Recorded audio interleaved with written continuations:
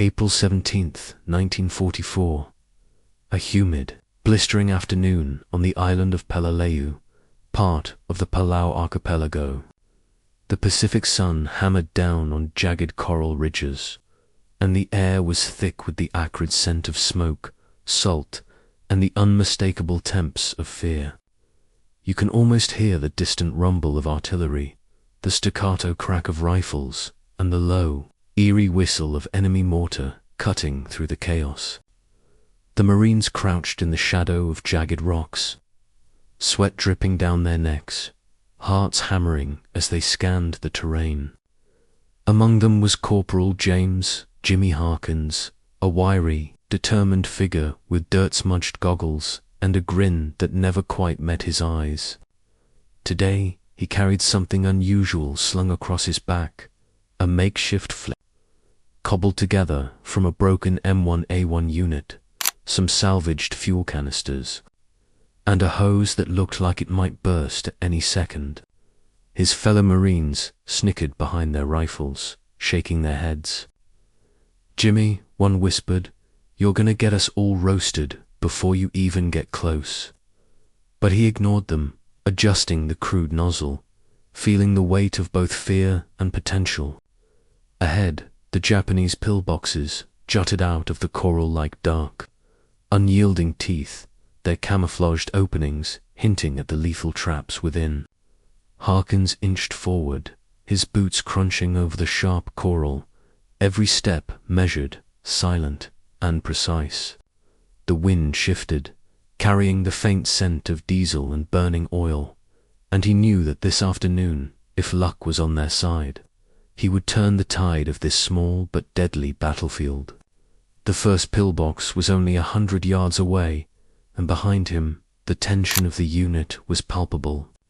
Each Marine waited, breath held, as Jimmy positioned himself for the attack. His hands tightened on the trigger lever. One spark, one stream of flame, and everything could change.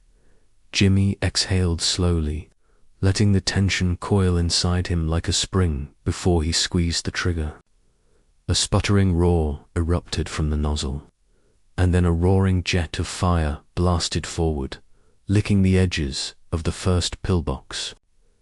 The Japanese soldiers inside shouted, their voices frantic, muffled through the thick concrete walls. The flame danced over sandbags, igniting dry brush and sending black smoke curling into the sky, creating a temporary curtain that shielded the Marines advancing behind him. The others froze, wide-eyed disbelief etched across their faces. He's actually doing it," whispered Private Carlson, gripping his rifle so tightly his knuckles turned white. Jimmy's makeshift contraption hissed and coughed, fuel sloshing unevenly, but he kept the stream steady, relentless. The first pillbox erupted into chaos, smoke and flame bursting from every opening as the enemy scrambled, disoriented and terrified, and then silence. The heat receded, leaving the scorched earth and the stunned Marines staring at the smoking wreckage. Jimmy's grin widened under the grime, a spark of vindication in his eyes. His joke of a flamethrower had just cleared their first obstacle with terrifying efficiency. Around him, his comrades' earlier laughter had vanished, replaced by a mixture of awe and cautious hope. But there was no time to linger. 6 more pillboxes crouched ahead, waiting like snarling beasts.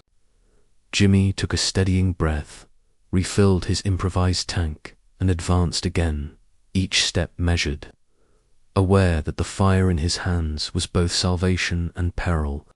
The island seemed to pulse with tension, each breath a countdown to the next fiery confrontation, and the Marines followed, hearts thundering, trusting the untested ingenuity of one daring corporal.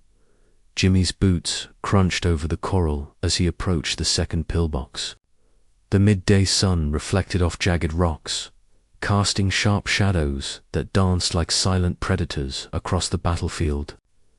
He adjusted the nozzle, listening to the low hiss of fuel and the faint creak of metal joints, knowing this contraption could fail at any second.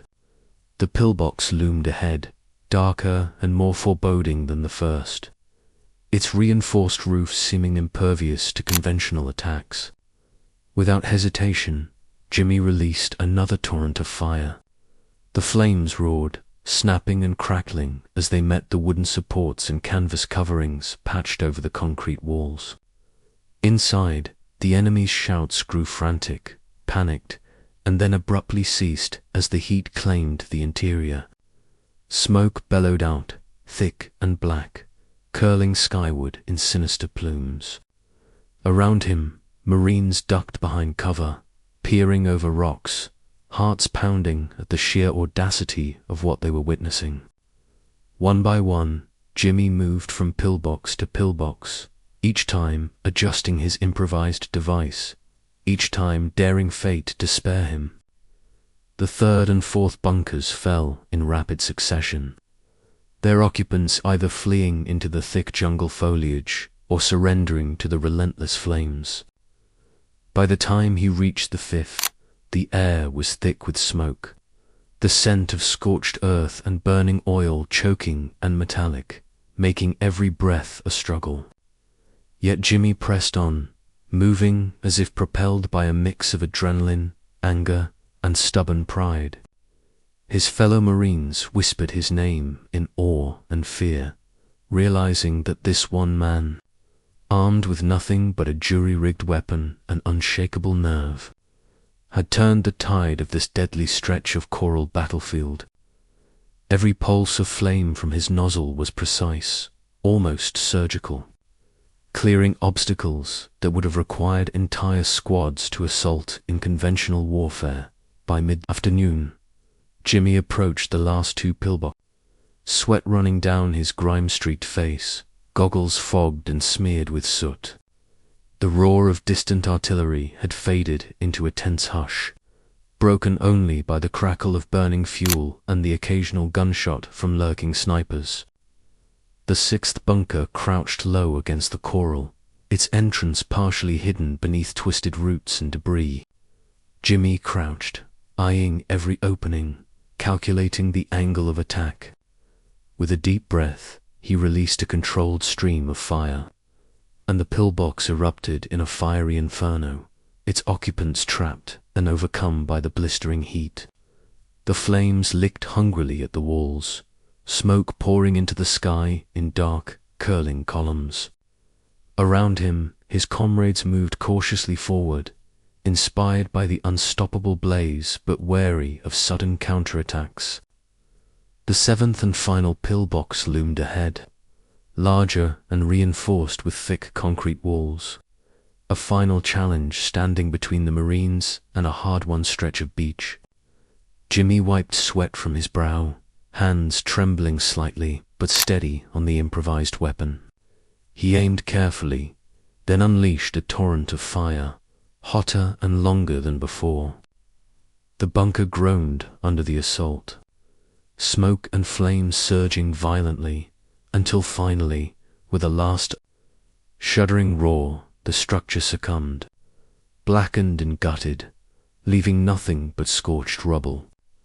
Around him, the Marines erupted in astonished cheers, their earlier doubts replaced by uncontainable admiration. Corporal Jimmy Harkins stood among the remnants of smoke and ruin, his makeshift flamethrower still warm in his hands, the weight of what he had achieved settling over him.